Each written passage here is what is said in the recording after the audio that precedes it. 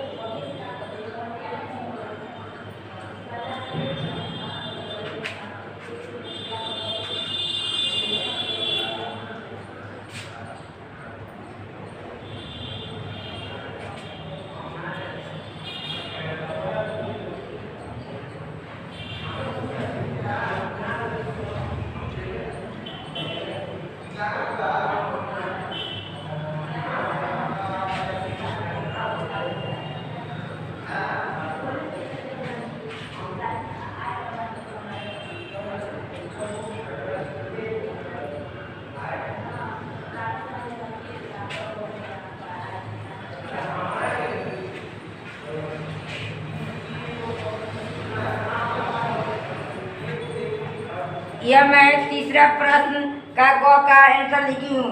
इसका कविता दिया गया है, लाइन उसका और बताना है। धन उनके पास अतिथि के समय अल्पावधि तक ही टिकने आता था। अल्पावधि में बहुत कम समय तक। इसका उत्तर लेखक ने निराला जी की विशेषता के बारे में बताया है कि वह अति उदार स्वभाव के व्यक्ति थे। वे अपनी कमाई दीन दुखियों की सेवा में तथा जरूरतमंदों के सहयोग में खर्च कर देते थे। वह अपनी जरूरत से अधिक दूसरों की जरूरतों की पूर्ति करना आवश्यक समझते थे। इसी कारण धन उनके पास अतिथि के समान अल्पावधि तक ही टिकने आता था। कहने का अर्थ यह है कि निराला जो थे वो अपना कमाई दीन दुखियों के सेवा में ही लगा देते थे और जो अपना भी जरूरत को पूरा नहीं करते थे वो सभी दीन दुखियों के सेवा में, इसलिए उनके पास जो था पैसा नहीं था। और पौधे में बहुत कम सामग्री से आती थी। मेहमान कैसे आते हैं और एक दिन दो दिन रहकर चले जाते हैं, उसी तरह पैसा उनके पास आता था, लेकिन वह रहता नहीं था, वह गरीबों में बांट देते थे। इसलिए और बहुत कम समय के लिए पैसा उनके पास आता था। आज मिला कल उसको बांट कर खत्म कर दीजिए। जो लोग बांटेंगे नहीं उन्हीं के पास न पैसा रहेगा।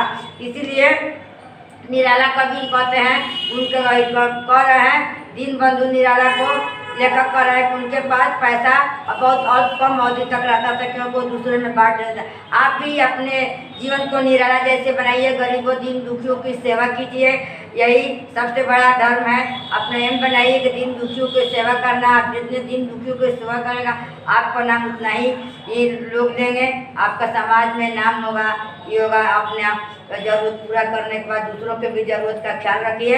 आज इसके बाद का भी आप पाठ का प्रश्न उत्तर खत्म हो गया, इसे खूब मन लगा कर पढ़िएगा, एक एक लाइन पढ़ जाइएगा, क्वेश्चन आंसर तैयार कर रखिए। कभी भी स्कूल खुलने पर फिर की जांच करेंगे और